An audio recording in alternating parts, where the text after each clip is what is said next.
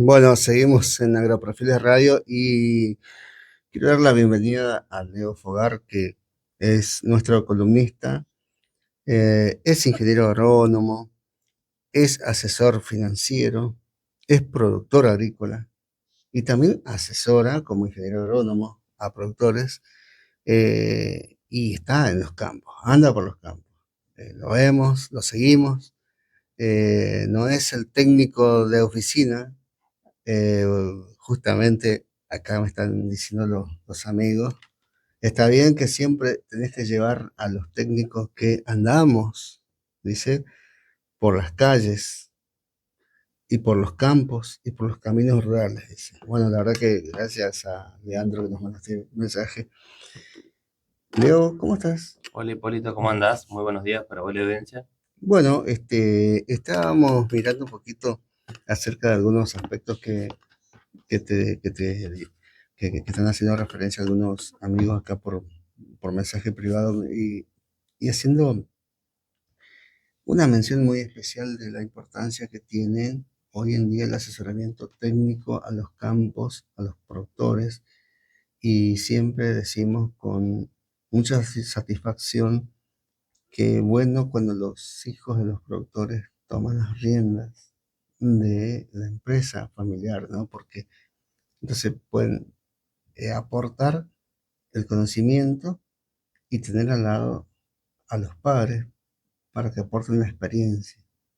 Y obviamente que esto no significa, Trae pros y contras eso, trae ¿no? pros y contras. Yo te iba a hablar de los contras, porque yo me imagino mucho y he tenido la oportunidad de charlar con algunos amigos y que decían, no, papá, así no es, no, pero así yo lo hacía, así lo hacía papá, el abuelo, ¿viste? Y dice, bueno, pero han cambiado tanto las cosas, pero no, pero el suelo no cambió, sí, cambió el suelo, le dicen, ¿viste? Entonces, bueno, Cambió mucho la forma de hacer agricultura intensiva, extensiva, cambió mucho la información. Algo que antes, una experiencia de 20 años de una persona mayor se pasaba de padre a hijo, hoy la tenía al alcance de la mano con el celular. exacto. Entonces, a veces, para los jóvenes, digamos, que somos nosotros, es un poquito cansador escuchar repetitivamente cosas que están al alcance de la mano, pero Sí. bueno, es lo que nos tocó vivir a No, nosotros. claro, claro, claro. Y claro está que a nuestros padres, con sus padres que serían nuestros abuelos, no fue así, digamos, entonces es una cuestión de costumbre y no es algo que se va a erradicar de un día para el otro.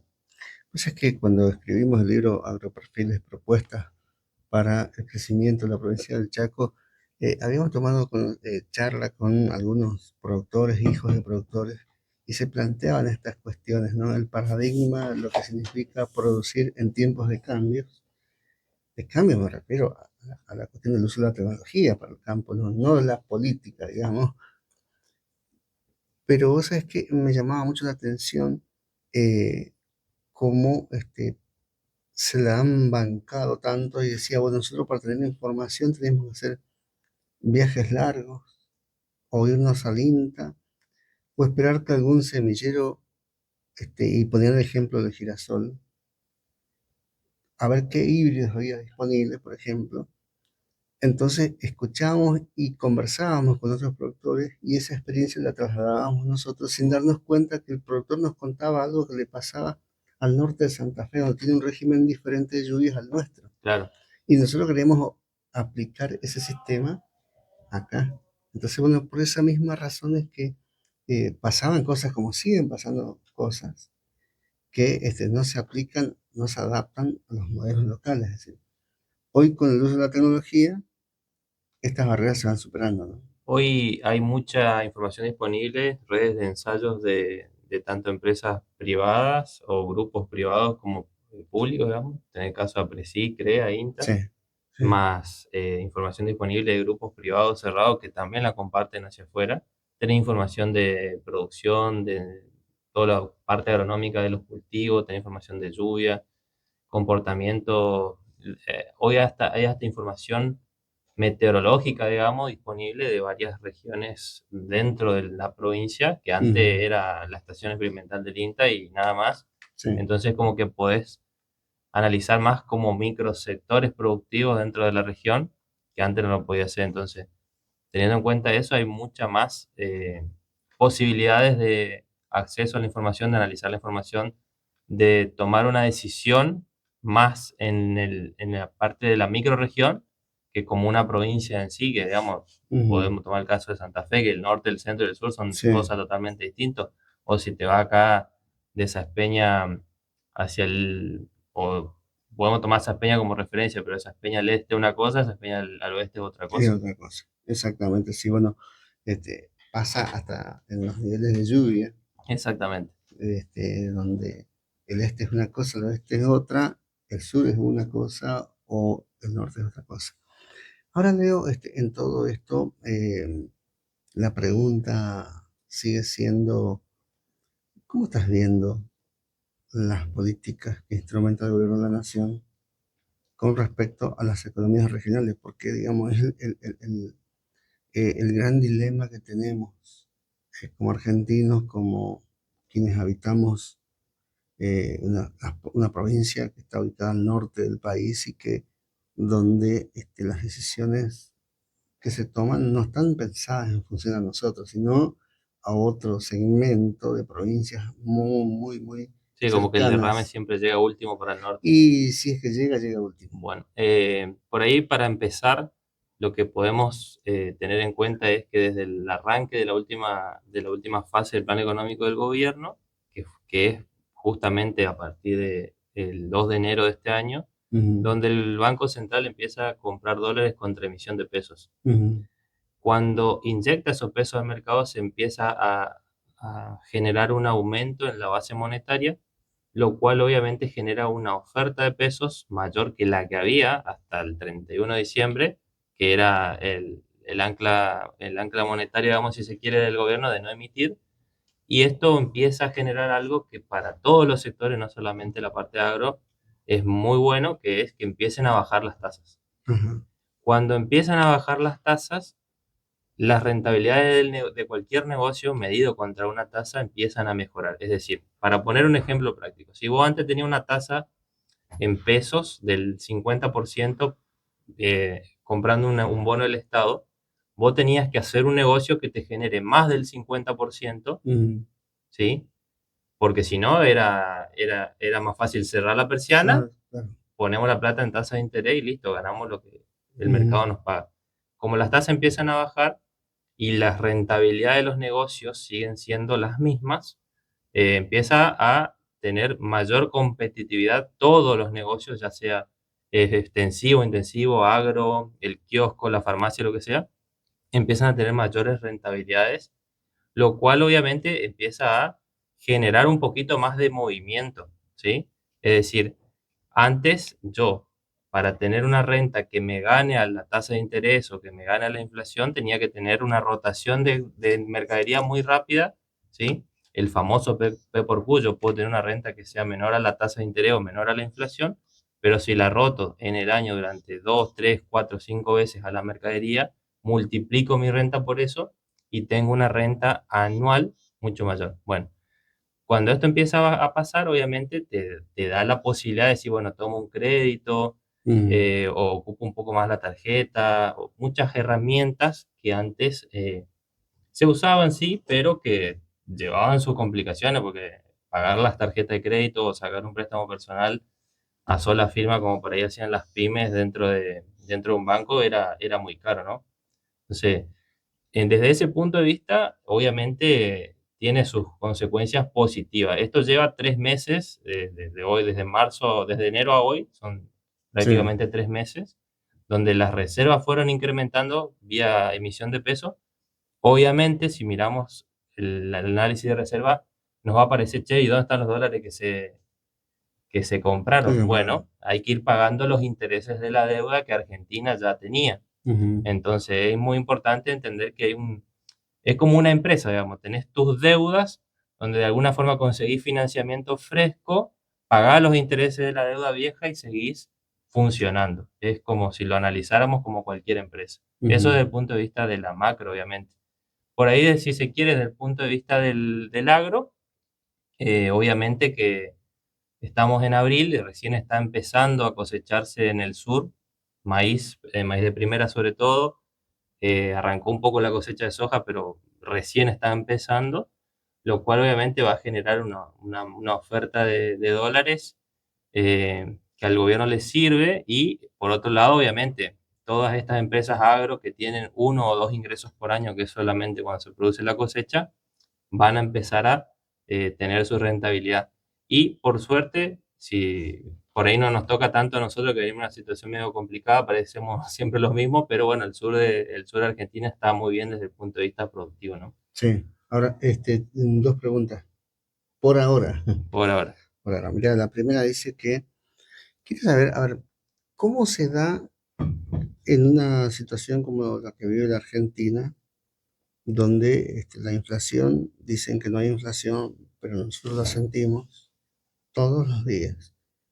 Y no hablo, dice, de una cuestión familiar de la canasta básica, sino mucho peor todavía, porque son los insumos agropecuarios. ¿Cuánto cuesta los gastos fijos que tenemos, los aumentos en el combustible, los aumentos en los lubricantes y algunas otras cosas más que ni quiero ya decir? Bueno, ahí vamos a usar la respuesta del ingeniero es depende. Depende Ujú, qué comparemos y contra qué lo que comparemos. Vamos a hablar, por ejemplo, de combustible. El combustible mm, subió, sí, subió mucho por quita de subsidios al combustible sí. y bueno, obviamente en el último mes y medio la suba del combustible fue claramente por la guerra que se está produciendo en Medio Oriente, que nada tiene que ver con la macro, nada tiene que ver con la micro. Si miramos incluso otros países, ejemplo, Estados Unidos, han subido más el litro de combustible que lo que sube Argentina. Es Ujú, decir, que para un accionista de una empresa que, que se dedica a esto, ejemplo YPF, es contraproducente porque el accionista está perdiendo plata porque está subiendo menos de lo que debería valer el combustible. ¿Por qué? Porque una decisión empresarial de la gerencia de YPF, por dar un ejemplo, ¿no? ujú, Obviamente entramos ahí en una discusión de qué favorecemos. Favorecemos la economía, favorecemos los accionistas, pero no nos olvidemos siempre que las empresas son empresas primero y luego son, llamémosle, sí, si se quiere, solidarias, ¿no? claro, no, bueno, pues la solidaridad no se puede aplicar en términos En términos de de negocio. economía, Bueno, claro. eso si lo vemos desde el punto de vista, por ejemplo, del combustible. Vayamos a la maquinaria. La Mm, maquinaria agrícola, por ejemplo, bajó de precio. sí, Entonces, ¿hay inflación ahí? ¿No? Hay no, deflación, y hay deflación en pesos y en bueno, dólares. la inflación obligada, si se Bueno, quiere. si miremos el precio de los insumos, Ujú, yo nunca gasté en dólares usando siempre la misma cantidad de litros de todos los insumos, tan pocos dólares como esta campaña. ¿Por qué? ajá, Porque los precios bajaron. sí. Podés ajustar las cantidades si se quiere, pero si uno hace comparaciones del promedio de litros de cada insumo que utiliza, por precio, si uno hace la sumatoria de todo eso, en dólares por hectárea de insumos yo nunca gasté tan poco como este año, Ujú. ¿sí? Sí, pero Entonces, y los términos, estamos hablando agro, siempre sí, estamos hablando no, no, agro, no, no, ¿no? ¿Sí? ahora, por supuesto, sí. Podemos analizar otras cosas, podemos analizar No, los... ahí con el aro. Y los términos de la rentabilidad, digamos, sin hacer futurología, porque, pero lo que ya pasó, pasó con la soja, algodón, algunos rindes extraordinarios, otros no tanto, y tener el contexto de los precios de esos productos. Ujú. Bueno, ¿qué aumentó en el campo? Podemos pensar, ¿qué aumentó el flete? El Ujú. flete aumentó, me animaría a decir Y que 10, 15 dólares bajo las patas en los últimos 3, sí, 4 años, ¿sí? sí, Teniendo en cuenta, claro, que te si mató miramos la... el transportista está para atrás, digamos, o sea, sigue Sí, estando para atrás, siempre estuvo para atrás, aún así aumentó el precio. Entonces eso, ujú, cuando vos tenés que fletear tantos kilómetros que nos toca a nosotros, obviamente se traduce a que vos ahorraste 30 dólares, por darte un ejemplo, en herbicida durante toda una campaña, porque hiciste mejores compras, lo que sea, y de pronto sacaste 3.000 kilos, por poner un número, ¿no? Ojalá sacamos 3.000 kilos siempre, y pagás 10 dólares más el flete. Listo, ah, 3 por 10, 30 contra los 30 que ahorraste de lo mismo. Entonces, tenés la misma rentabilidad que si lo analizás desde el punto de vista de hace 2 años, por poner un ejemplo. Obviamente, a eso tenés que sumarle el precio de los commodities, que el precio de los commodities, si la última campaña de soja fue de muchos años la más baja, la cual se pudo vender grano, y no miremos el promedio de kilo que sacamos nosotros en cada campo, sino que miremos como región. Entonces, el promedio de la región por el precio de venta y es muy bajo con respecto a otros años. Por supuesto que eso te hace llevar las rentabilidades para abajo. Y si lo mirás desde el punto de vista agronómico, los años secos cuesta más mantener los campos limpios. Ujú. Bueno, ahora la segunda pregunta, porque también está vinculado a esto, si es que estas definiciones que se toman, algunas tienen que ver con, dice, bueno, lo que dictamina el gobierno, pero nosotros, las economías regionales siguen para atrás. Nadie se da cuenta, nadie se anima a decírselo o no les importa. Bueno, ahí hay muchas cosas para analizar. Y pensemos un poquito en el mundo ideal, donde la soja vale $400, como en Chicago para nosotros, no tenemos No. retenciones y tenemos buenas precipitaciones, ¿sí? Y nos sacan las retenciones, tenemos buenas precipitaciones. Ujú. Aún así, Hipólito, si analizamos con rentabilidades de 2021, 21, 22, que fueron las dos campañas donde, si se quiere, llamémosle al apogeo de la brecha cambiaria, Sí. cuando analicemos la renta en dólares oficiales, te garantizo que vamos a estar por debajo. ¿Por qué? Porque antes era un negocio financiero, donde muchos años vivimos inmersos en eso, donde la gente que produce no se daba cuenta, pero era muy fácil porque vos producías dólares, te daba vuelta, iba a la farmacia y compraba un medicamento que valía 3 pesos con 50. ¿Para quién? Para el productor. Claramente era una economía que favorecía a pocos y ahí yo me pongo el saco como habría que hacer. Los productores eran muy favorecidos con la brecha cambiaria. Nada más que, como teníamos el ítem retenciones, siempre teníamos algo para Ah, quejarnos. sí, No sí. nos estábamos dando cuenta que desde el otro lado, desde el Ujú. punto de vista financiero, era un negocio muy bueno, donde teníamos rentabilidades que no existen en el mundo. Ahora, ¿qué pasó? Las rentabilidades cayeron porque muchas cosas pasaron, bajó el precio internacional, eh, por X muchos motivos que ocurrieron, pero solo nos bajaron las retenciones y seguimos teniendo el mismo ítem para seguir quejándonos. Obviamente a esto podemos agregar muchas cosas que deberían cambiar, podemos agregar impuesto a la ganancia, IVA, impuesto de ingresos brutos, corresponsabilidad gremial, hay un montón de cosas para mejorar todavía, pero que cuando eso se afine, e incluso se puede bajar muchos puntos de impuestos para el sector desde ese lugar, no nos va a ser la solución, no vamos a volver a, como te dije, 3, 4 campañas atrás donde teníamos unos números que vos decías, che, Ujú. trae una persona de afuera y le decís, tengo 120% de rentabilidad en dólares oficiales acá en Argentina, ¿sembramos? Te decían que sí. ¿Cuál era el negocio? Cerrar todos los negocios de ganadería, dejar de producir valor agregado y agarrar y sembrar soja, maíz, girasol, trigo y dale, y dale, y dale. ¿Por qué? Pues exportábamos dólares y pagábamos todo el costo con la inflación. ¿De quién? De los más vulnerables, no Claro, olvidemos eso. claro. Tercera pregunta estos son productores de acá muy cerca de la Clotilde, dice, sí, ¿qué opinás con respecto a las retenciones? Si es que en algún momento vamos a tener retenciones cero. Bueno, déjame que yo, neófito, Dale, dale. no, amigos, no van a quitar las retenciones, es imposible. Y alguien me va a decir, bueno, pero entonces el presidente o el candidato a presidente entonces mintió. Yo creo que fue una expresión de deseo, había que captar votos. Ahora, no hay que mentir tampoco, ¿no? Pero, a ver, técnicamente, Leo, y ahí agrego mi pregunta, si la minería. Mira, estuve en una charla con un economista que trabaja para el Nuevo Chaco Bursátil. Sí, Y había personas de negocios allí y alguien que participa muy cercanamente a las cuestiones del Gabinete Económico Nacional, cercanas a 300 metros, a 300 kilómetros o a sí. 3000 kilómetros. Eso es lo más cercano que pueda haber. Porque dicho sea de paso, vos escuchás a muchos que dicen, sí, porque me dijo Caputo, mentira, no te va a decir nada. Pero quiero decir con esto, ¿a dónde mira? Alguien le preguntó, muy cercano, ¿a dónde mira mi ley? Y un alto funcionario del Gabinete de Economía le dijo, Milei mira la cordillera.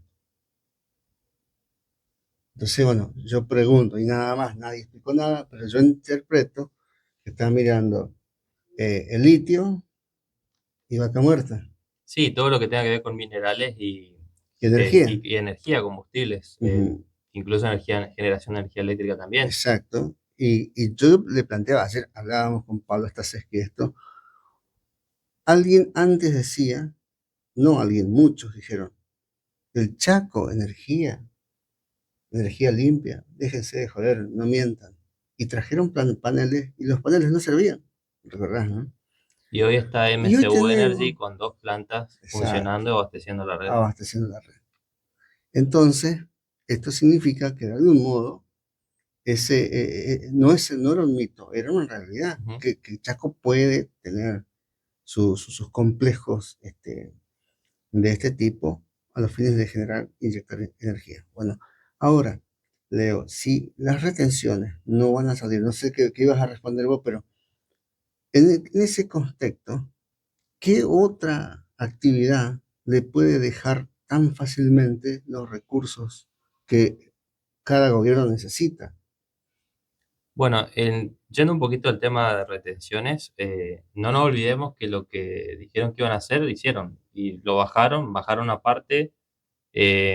Obviamente que te dicen lo mismo que te dijeron siempre, que te van a bajar más puntos en Ujú, cuanto el superávit fiscal sí, se mantenga. sí, Entonces, si sí. yo hoy paso de 26% de retención en la soja a cero, de pronto de un mes a otro paso a tener déficit fiscal. Entonces, ¿se puede hacer? Ujú, No. En función de del cálculo de almacén que hace el gobierno, no se haría. Desde el punto de vista de, analicemos un poquito el país como si fuéramos una empresa. Entonces, la empresa es argentina, tiene 24 empleados, que son las provincias, ujú, y cada uno gasta diferente. sí, Entonces, la empresa que paga 24 sueldos, ¿sí? Tiene que pagarle en función de lo que produce cada provincia y cada provincia dentro de su casa lo que hace es problema de cada provincia.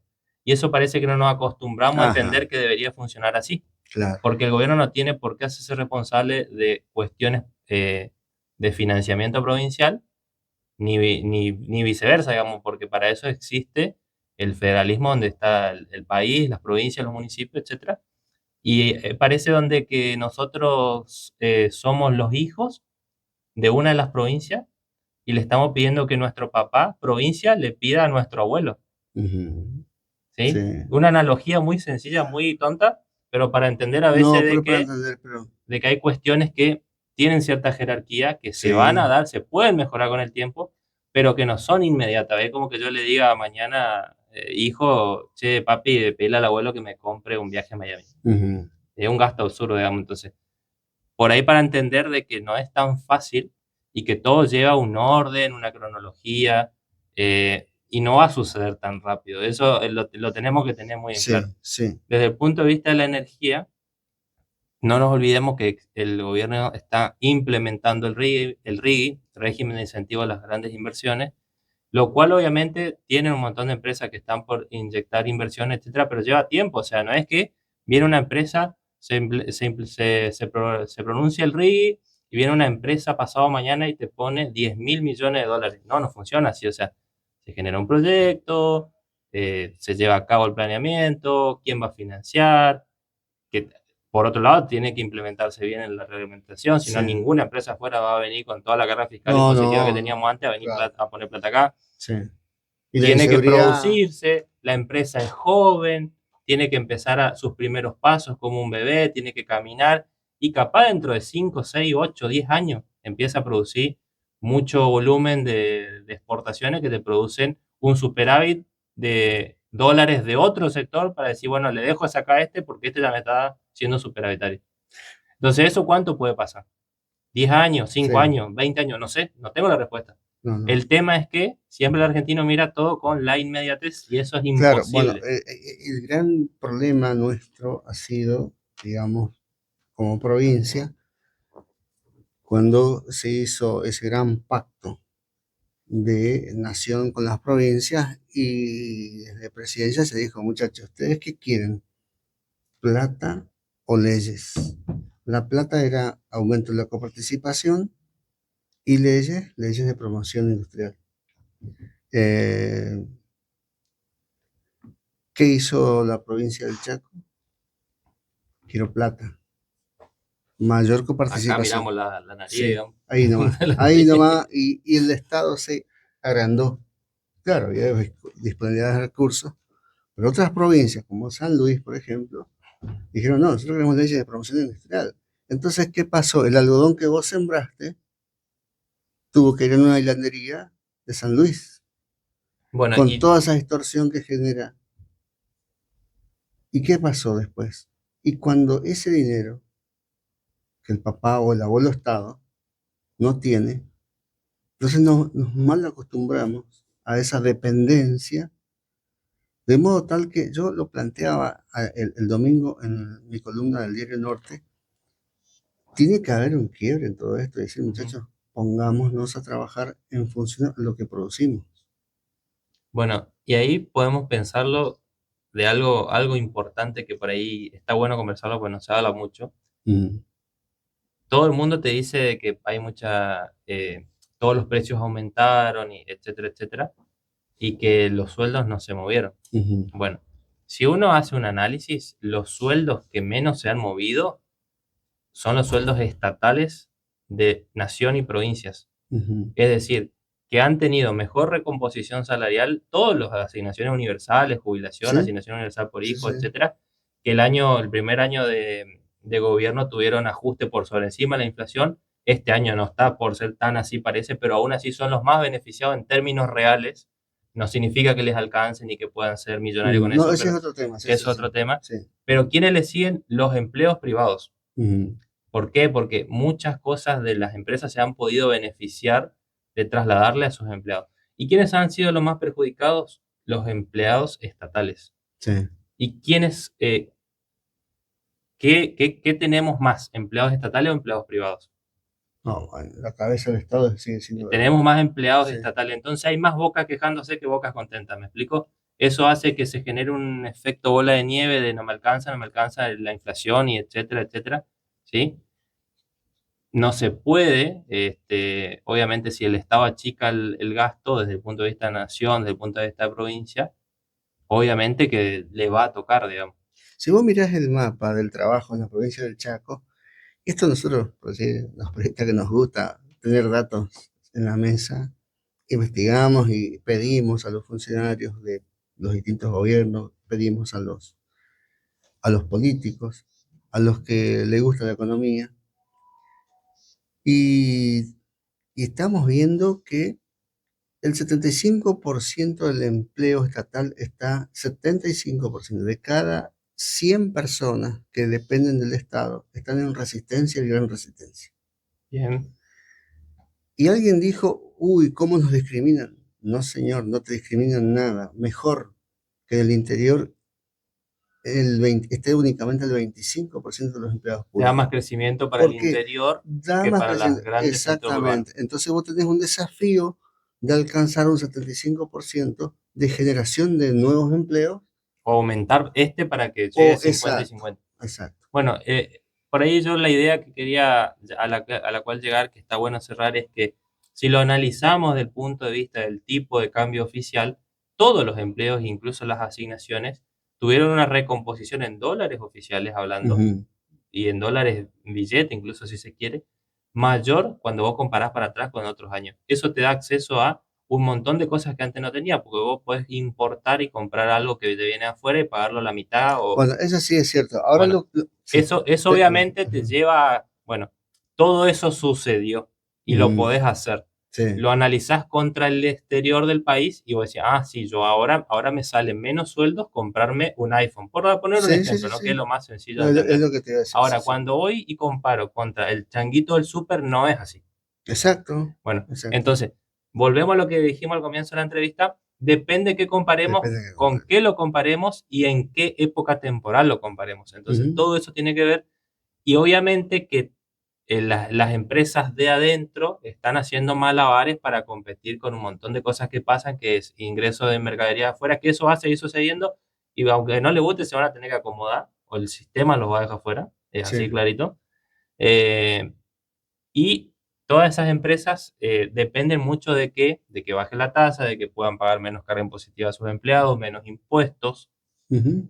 5 años de vuelta, o sea, Para no, cerrar esta primera parte de la charla, Leo, eh, que- quisiera que dejemos la pelota picando con respecto a la necesidad de que para ser competitivos es necesario que pasen algunas cosas que pasar, porque la mala costumbre que el Estado hace siempre, y en eso sí, la verdad que analizándolo, pensándolo mejor, muchos nos quejamos, che, la industria argentina, bueno, y la ahí, industria argentina ahí ha sido tan, pero tan perjudicial. a mí me gusta el ejemplo del ministro Caputo de comparar FATE con los milagros. ¿FATE Bueno, qué hizo? claro. Cerró las puertas porque el negocio no le convenía. Por supuesto Ujú. que hay 900 personas muy enojadas porque perdieron su empleo y está bien que no, Sí, sí. obviamente nadie va a estar contento porque perdió su empleo.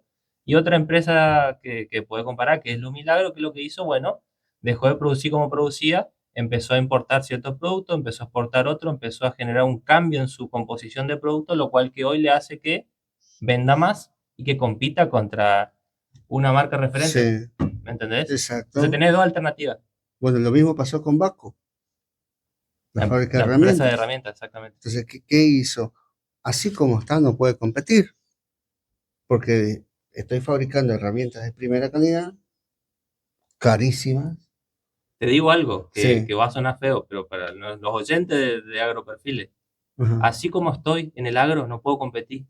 Sigo como estoy o cambio algo, hago algo distinto, empiezo a ver otras alternativas de negocio, ¿qué hago? ¿O voy ujú. a seguir haciendo lo mismo que hice durante los últimos 30 años?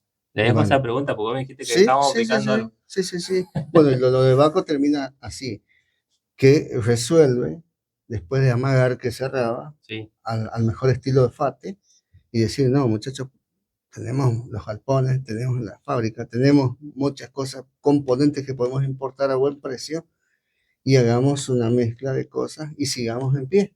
bien. Me parece que por allí la industria tiene que tratar de incorporar esa metodología, porque de lo contrario, bueno, vamos a seguir teniendo fábricas que cierran Exactamente. y gente que se quede sin laburo, ¿no? Dani, vamos a hacer una pausa cortita y después vamos a seguir hablando con Leo Fogar sobre temas que a usted le va a interesar y ahí ya le vamos a preguntar a algunos que ya están enojados, dice, no leíste mi comentario. No, no, ya le vamos a preguntar a Leo, así que tranquilo. Ahí ya vamos a agarrar el celu. Sí. ¿Qué hace Leo? ¿Todo Acá bien? estamos, Hipólito.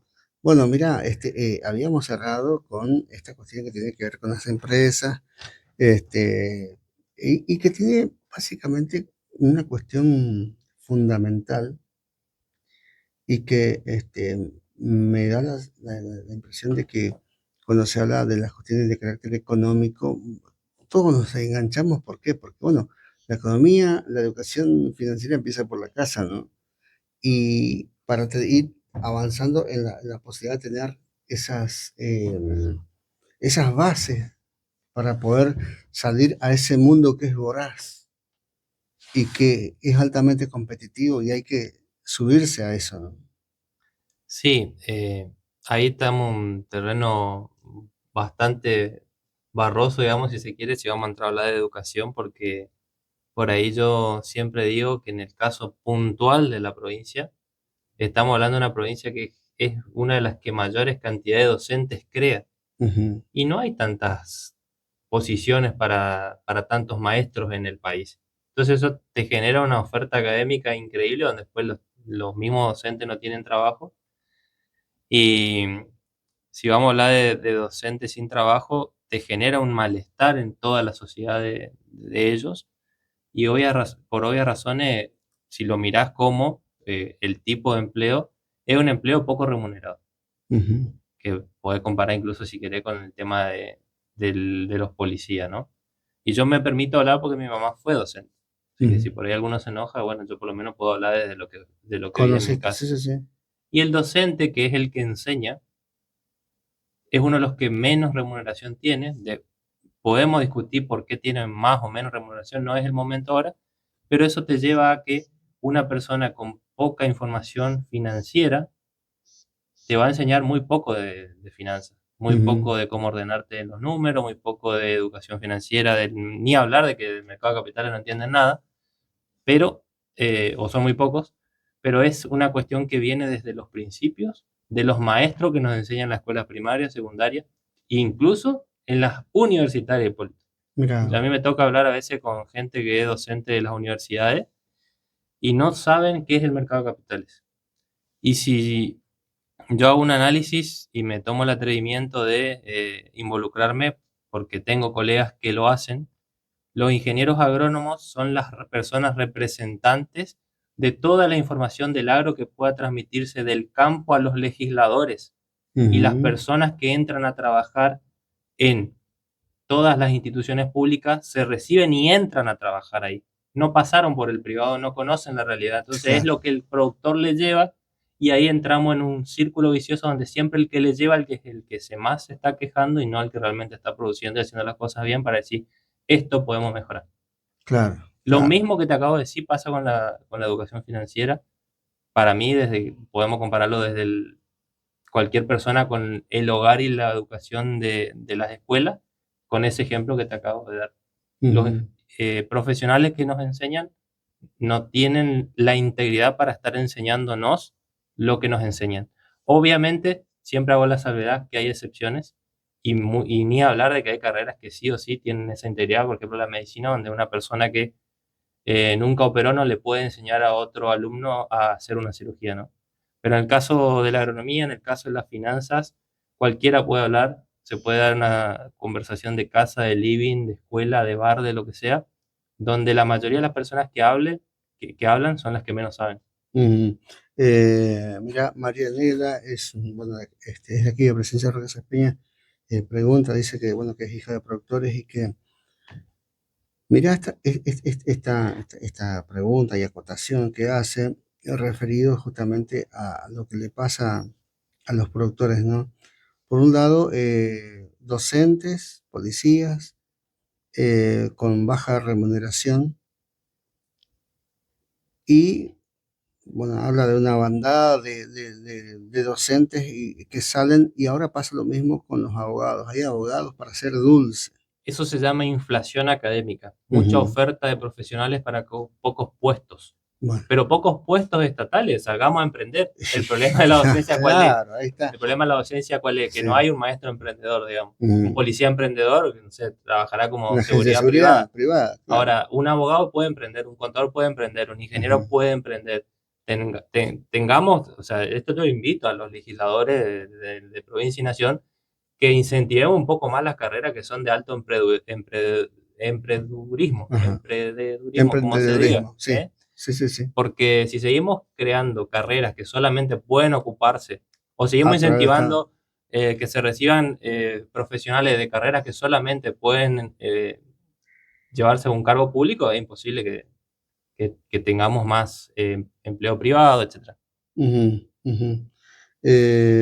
Ahora, me parece que cuando suceden este tipo de cosas, hay varios que están escribiendo así, y esta es una pregunta, digamos, que lo leí en dos oportunidades acá, y que está refiriéndose, si no son docentes, son policías, las ciencias duras, bien, gracias, ese. Bueno, ahí no coincido tanto porque hay, nosotros tenemos la Facultad de Agroindustria, tenemos lo que es la Universidad Nacional del Chaco Austral y las carreras duras están en marcha. Y te puedo decir que el caudal de alumnos no es nada despreciable, es muy interesante. Sí, sí. Lo que pasa es que siempre la mano del Estado queriendo generar puestos de trabajo con fines de carácter político, electoral, son las que han impedido este tipo de desarrollo de habilidades, por así decirlo, ¿no?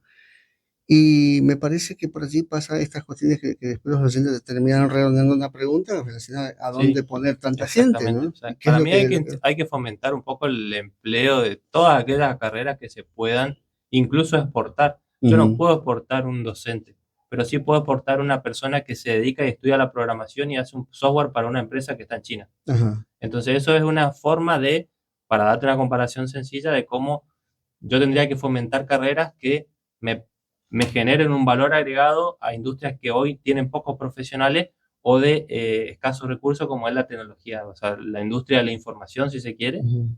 es una donde hoy muchas personas, de hecho, muchos jóvenes se están dedicando a eso. Nada más que por ahí no es algo que se hable, por supuesto que no te va a aparecer en los medios, porque bueno, es más fácil poner una noticia donde el gremio docente de tal provincia Sí, se está sí, quejando sí, por un sí, aumento salarial, etcétera, ¿no? sí, sí.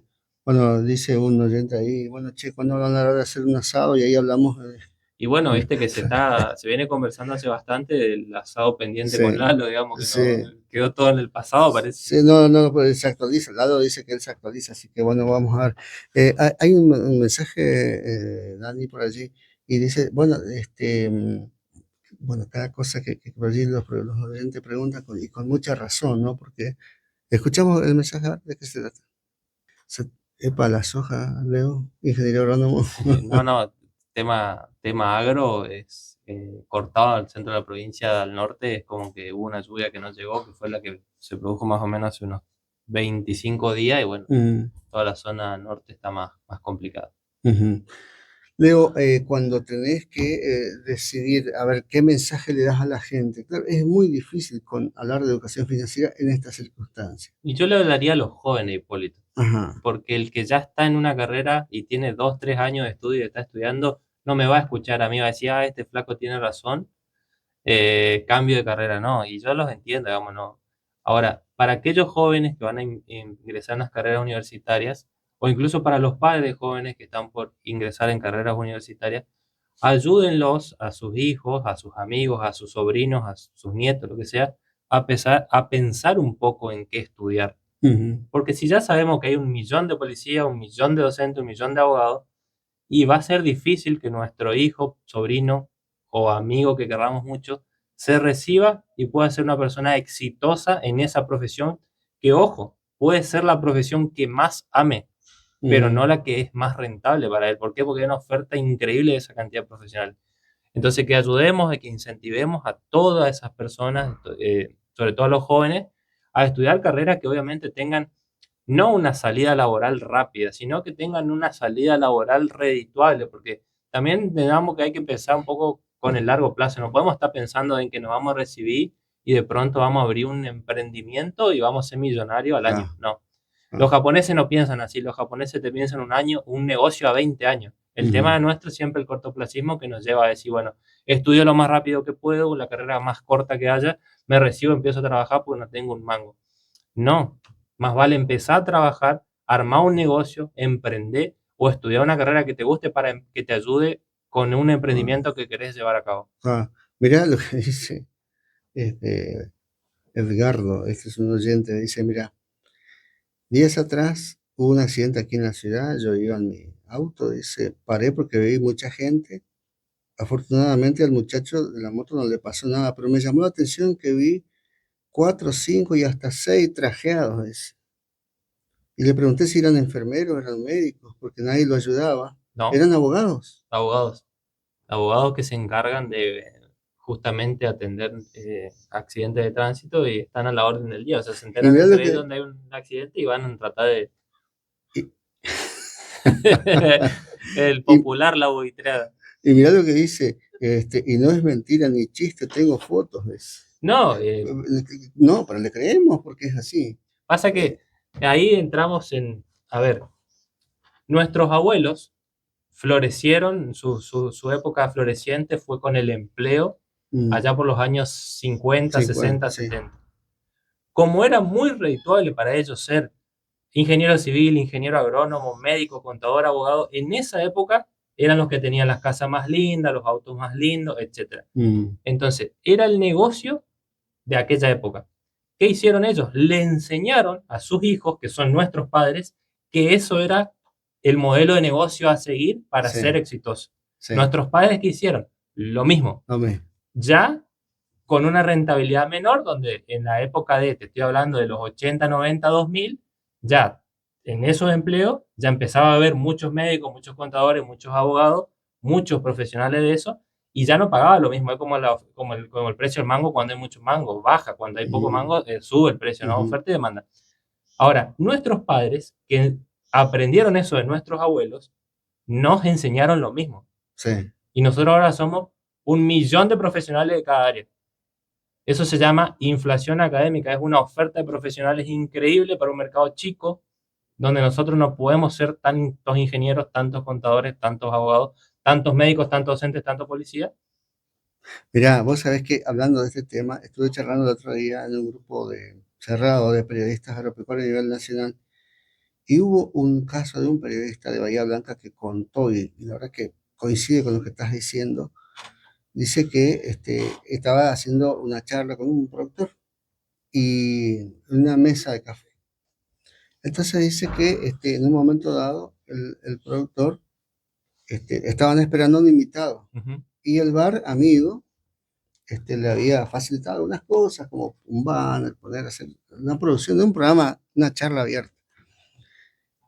Esperaban al productor, el productor vino en una camioneta 4x4, como porque necesita la 4x4 para trabajar, ¿no? Por los caminos rurales. Y el segundo invitado era un influencer. El influencer vino en un auto deportivo que vale mucha plata. Zapatillita, chupincito, Chupincito, así, un raro pituquito. peinadito, exacto. Ajá. Tranquilo, Sin nervios. sin nervios. Y este hombre, el productor, contaba que él miraba el reloj porque tenía cosas para hacer, lo llamaba a la hija, lo llamaba al hijo, tenía cosas que hacer. Y él le dice, pero, ¿cómo puede ser? ¿Quién es este? Este es un influencer. Pero, ¿un influencer qué? Sí, un influencer, y le explica qué es un influencer. Un youtuber, un informante. Bueno, y le dice, pero ¿cómo si mi hija es médica y mi hijo es abogado? Y no pueden cambiar el vehículo. Y él sí, ¿cómo puede ser? Entonces el periodista me dice, yo lo llamé y le dije que cuente lo que hace.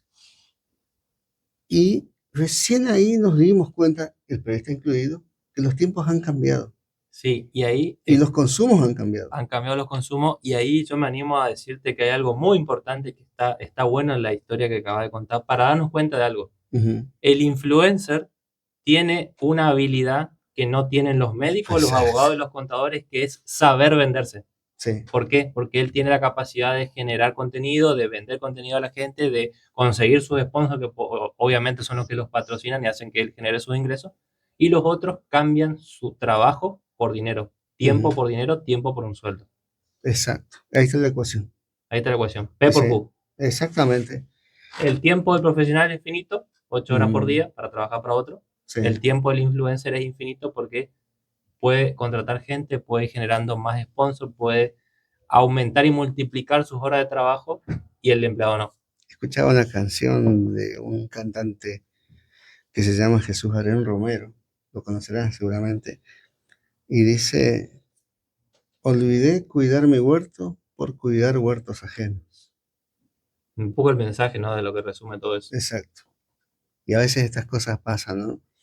Leo, gracias por venir. Gracias a vos, Hipólito, y un saludo para toda la audiencia. Quedaron preguntas. Siempre Vamos a dejar quedan para la preguntas. semana que viene. Dale. Vamos a dejar para la semana. Dani, muchas gracias por tu colaboración como cada mañana.